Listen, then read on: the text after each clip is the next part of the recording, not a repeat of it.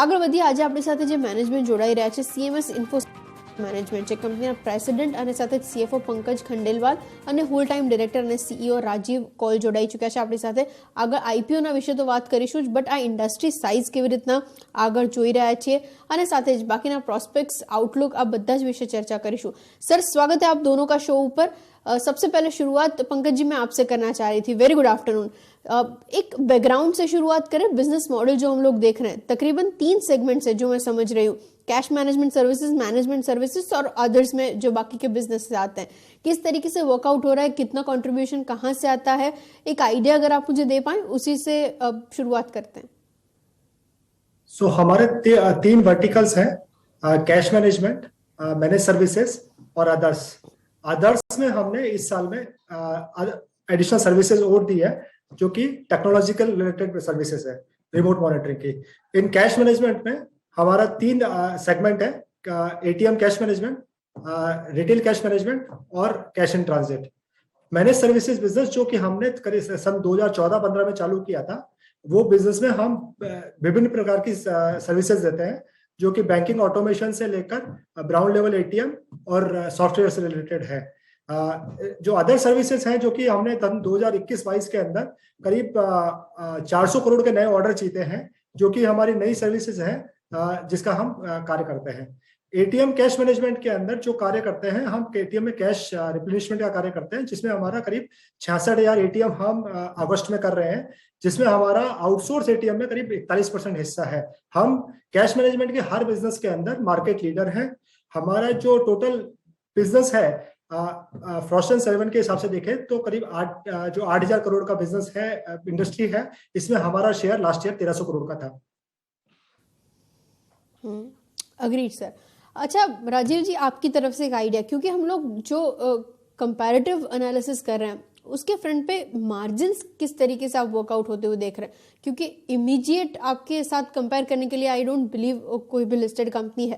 तो एक आइडिया इसके ऊपर अगर आप मुझे दे पाए, मार्जिन्स किस तरीके से वर्कआउट कर रहे हैं और साथ ही कौन से सेगमेंट में से सबसे ज्यादा हाई मार्जिन बिजनेस आता है, इसके ऊपर भी आपकी एक काइंड ऑफ एनालॉजी। जी, हमारी तरफ से पहले मैं ये समझाना चाहूंगा कि हमने एक बड़ा यूनिक कंपनी और प्लेटफॉर्म खड़ा किया है, जिसमें कि हमने देश के हर एक राज्य में अपनी प्रेजेंस हमारी है। हमारे करीब 98% इंडिया के डिस्ट्रिक्ट्स में हमारे लोग काम करते हैं।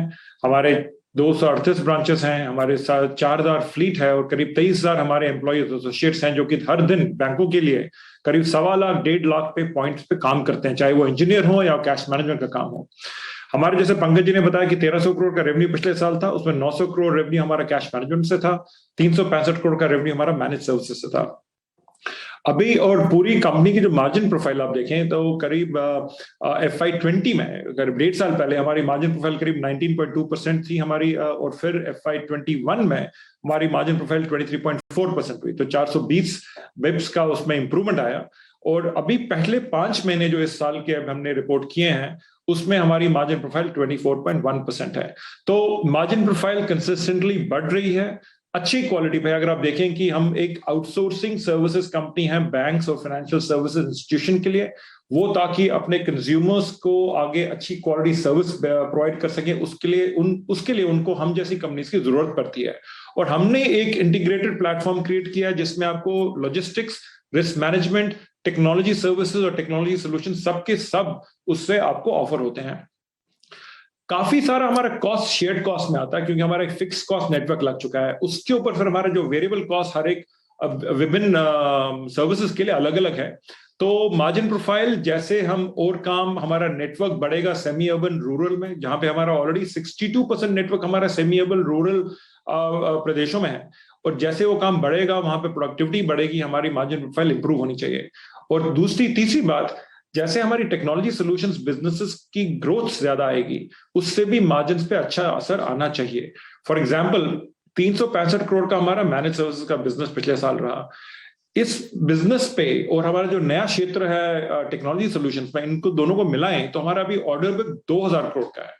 अब वो 2000 करोड़ का ऑर्डर बुक अलग अलग साल और ड्यूरेशन के लिए है, पर अगर आपको एक एग्जांपल ले लें कि 6 साल या 7 साल चलता है, तो आपका पर ईयर जैसे ये कॉन्ट्रैक्ट सारे एग्जीक्यूट हो जाते हैं सक्सेसफुली, इसका पर ईयर रेवेन्यू का इम्पैक्ट करीब 300 करीब आना चाहिए।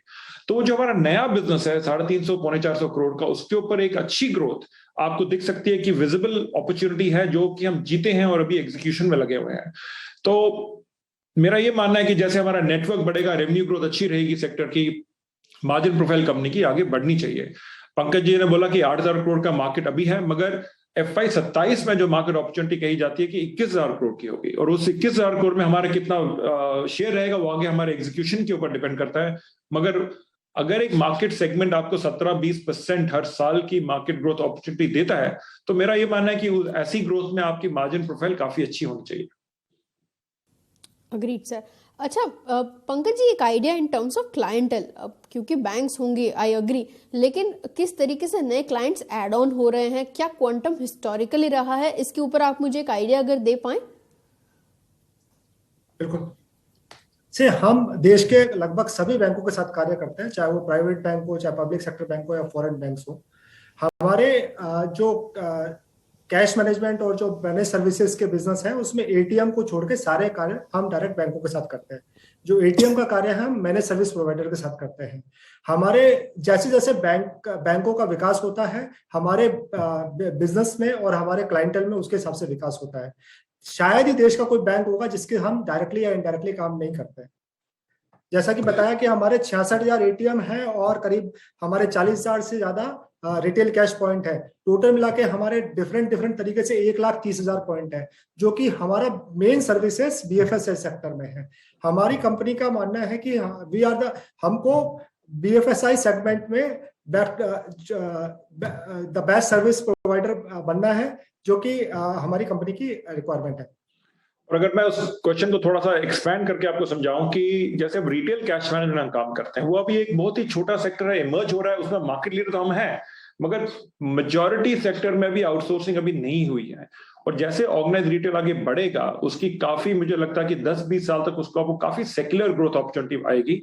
आज के दिन में करीब हम 2000 एंड कस्टमर साथ काम करते हैं बैंकों के साथ मिलके, चाहे वो ऑर्गेनाइज रिटेल हो, NBFC हो, इंश्योरेंस कंपनी हो या ई कॉमर्स हो, क्योंकि ई कॉमर्स में पिछले 1-2 साल में और कोविड की वजह से काफी बड़ा ग्रोथ आया है, और हम भी उन सारे पॉइंट्स की उनकी मदद करते हैं, क्योंकि ई कॉमर्स का काफी कॉमर्स और ट्रांजैक्शन अभी भी कैश ऑन डिलीवरी के माध्यम से होता है, और वो कैश ऑन डिलीवरी जो होता है वो बहुत ही दूर दराज के इलाकों में कैश कलेक्ट होता है, उसका हर दिन उसकी गिनती होती है, उसको आपको मैनेज करना पड़ता है, प्रोसेस करना पड़ता है, और वापस उस कंपनी के अकाउंट्स में डिपॉजिट कराना पड़ता है। तो ऐसे कामों में हमारी जैसी कंपनी काफी हेल्प कर पाती है, ई कॉमर्स सेक्टर की और बैंक्स की, और आगे मेरे हिसाब से इसमें काफी ग्रोथ आएगा।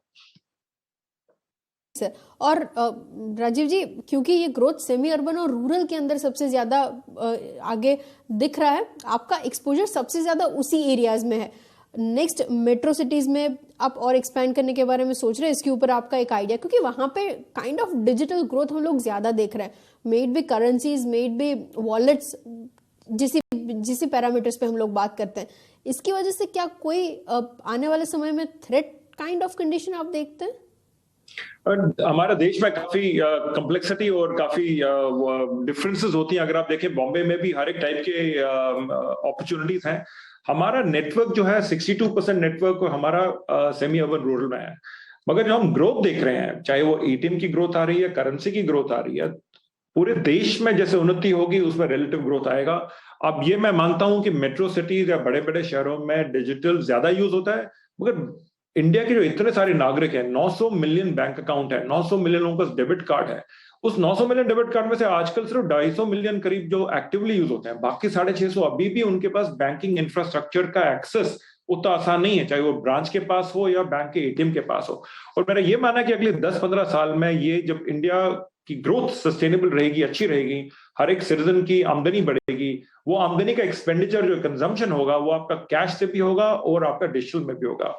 हमारे लिए जो बड़ा बेनिफिट इससे आएगा कि गवर्नमेंट का काफी एफर्ट रहा है जीएसटी से लेके आज तक कि हम अपनी इकोनॉमी को फॉर्मलाइज करें, क्योंकि अभी भी बहुत पार्ट है इंडिया का जहां पे इनफॉर्मल इकोनॉमी चलती है, और जैसे जैसे वो फॉर्मलाइजेशन होगा हमें उसमें अपॉर्चुनिटी मिलेगी, उसमें ग्रोथ सबकी आएगी, डिजिटल की भी आएगी और कैश की भी आएगी।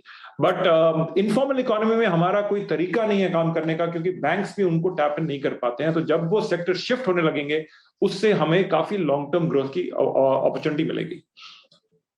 Okay, agreed. और पंकज जी, आपकी तरफ से एक idea in terms of geographical presence, आपका तकरीबन 26 to 30% के बैंड बाकी तीनों एरियाज में है, नॉर्थ, साउथ और वेस्ट। सिर्फ एक ईस्ट है जहां पे आप 10 to 11% to 13% में भी उस बैंड में है। इसको एक्सपैंड करने के बारे में आगे ऑप्शंस एक्सप्लोर कर रहे हैं आप? जैसे जैसे ईस्ट की रिक्वायरमेंट बढ़ेगी, हमारी कंपनी करीब करीब देश के 97.5% डिस्ट्रिक्ट्स में काम करती है, जो कि ऑलमोस्ट पूरे इंडिया को हम कवर करते हैं। जैसे जैसे जिस क्षेत्र में कैश की या हमारे द्वारा दिए गए सर्विसेज की रिक्वायरमेंट बढ़ती है, हम उसमें सबसे पहले हमारी कंपनी होती है जो वहां पर जाके प्रेजेंस पे दर्ज कराती है। जैसे जैसे बिजनेस बढ़ेगा, जैसे जैसे ईस्ट के अंदर रिक्वायरमेंट बढ़ेगी, हमारी कंपनी उसके अंदर एक्सपांड करना चाहेगी। हमारी पास्ट प्रैक्टिस के हिसाब से हम ये सोचते हैं। मेरा ये भी है कि अगर आप देखें, हमारा एक्चुअली ईस्ट में हमारा थोड़ा 11% ज्यादा हमारा क्षेत्र कवर होता है। हर एक स्टेट में हमारी प्रेजेंस है, देश के हर एक राज्य में हमारी प्रेजेंस है। नॉर्थ ईस्ट का जैसे जैसे विकास ज्यादा होगा, वहां पे आगे हमारा प्रेजेंस बढ़ना चाहिए। नेटवर्क हमारा है, बट वहां पे बैंक्स का पहुंच और बैंक्स की उन्नति और वहां पे उधर उन मार्केट्स की जैसे ग्रोथ आएगी और वहां पे पॉपुलेशन की कंजम्पशन बढ़ेगी, हमें लगता है कि वहां पे भी बिजनेस अच्छा होना चाहिए। मगर हमें आप बाकी कंपनी के साथ कंपेयर करें तो हमारा नेटवर्क काफी उस तरह से फैला हुआ है, काफी स्प्रेड आउट है। और हम B2B कंपनी है, B2C नहीं, हम B2B कंपनी है, तो भी हमारा नेटवर्क हर एक राज्य में अच्छी तरह एस्टेब्लिश हो गया है।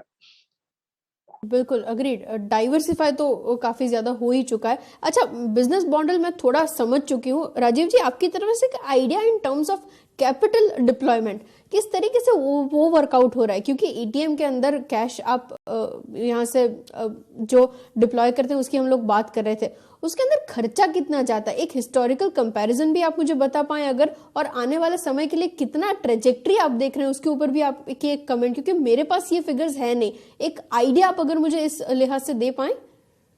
तो हमारे विभिन्न बिजनेस मॉडल हैं हर एक बिजनेस के लिए, और उनकी नीड्स अलग अलग टाइम पे अलग होती हैं। हमने अपने डिस्ट्रीब्यूशन नेटवर्क में काफी इन्वेस्टमेंट 2010 से शुरू किया था, जबकि मार्केट बड़ा छोटा था। उस टाइम पे करीब 50-70 हजार एटीएम थे इंडिया में सिर्फ। पर हमने तब से अपना एक नेटवर्क बनाने के शुरू किया, और हर साल हमारी कोशिश रहती है कि हम अपने नेटवर्क को एक्सपैंड करें। इस साल 5 महीने में जो हमने रिपोर्ट किया डेटा, अप्रैल से लेकर अगस्त तक हमारी ब्रांचेस हमने करीब 220-25 ब्रांचेस से 238 ब्रांचेस कर दी हैं। तो एक नेटवर्क एक्सपेंशन का हमारा मुद्दा हर साल रहता है कि हमें डीपर पेनिट्रेशन इंडिया में लगानी है, क्योंकि वहां पे बिजनेस आगे आएगा। दूसरा यह है कि जो हमने टेक्नोलॉजी एरियाज में घुसे, मैनेज सर्विसेज में घुसे, रिमोट मॉनिटरिंग में घुसे, उनमें टेक्नोलॉजी के लिए और जो प्रोजेक्ट्स हमने जीते, हमारा 2000 करोड़ का ऑर्डर बुक है अभी। उस 2000 की ऑर्डर बुक में काफी ऑर्डर बुक के लिए हमें कैपिटल की इन्वेस्टमेंट करनी पड़ती है। पहले हमने करीब पिछले 3-3.5 साल में हमारा कैपिटल इन्वेस्टमेंट 300 करोड़ का किया है, और जो कि मेरे हिसाब से एक काफी पॉजिटिव चीज है नए इन्वेस्टर्स के लिए, कि कंपनी का एक peak capital investment cycle almost खत्म होने को आ रहा है, और उसका बेनिफिट आगे के शेयर होल्डर्स और इन्वेस्टर्स को मिलना चाहिए, जैसे कंपनी की टीम उसको आगे अच्छी तरह एग्जीक्यूट करे। तो हमारे जो इन्वेस्टमेंट होते हैं, एक तो नेटवर्क में लगता है, फ्लीट में लगता है, टेक्नोलॉजी में इन्वेस्टमेंट लगता है, और फिर जो कोई बड़े कॉन्ट्रैक्ट्स होते हैं बड़े बैंकों के साथ जो कि 6-7 साल 8 साल के लिए उसमें लगता है। और कभी कभी हमारा ये भी ग्रोथ हमारी बहुत ऑर्गेनिक है और इनऑर्गेनिक भी रहती है। हमने करीब पिछले 8 साल में 7 M&A के ट्रांजैक्शन किए हैं, छोटे से लेके बड़े।